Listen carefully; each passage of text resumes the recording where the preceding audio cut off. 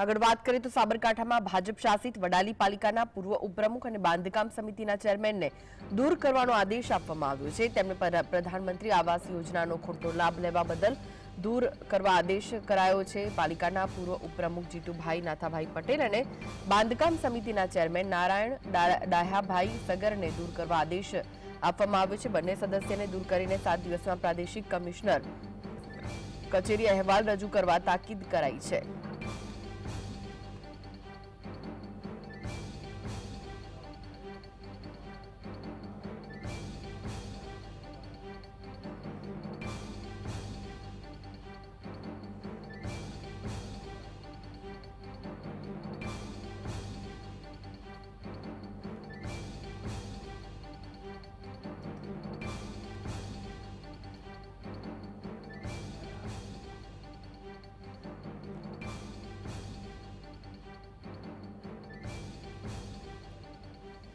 તો આ વિશે વધુ માહિતી માટે જોડાઈ ગયા છે સંવાદદાતા ક્ષિતિજ। ક્ષિતિજ, શું છે આ મામલે વિગતો?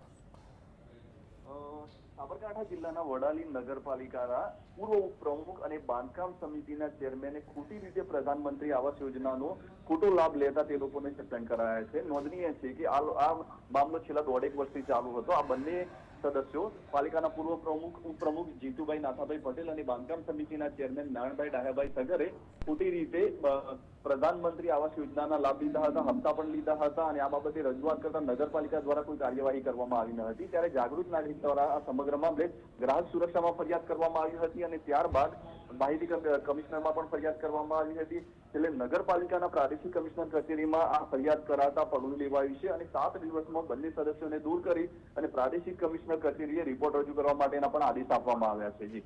જી, આભાર ક્ષિતિજ માહિતી આપવા માટે।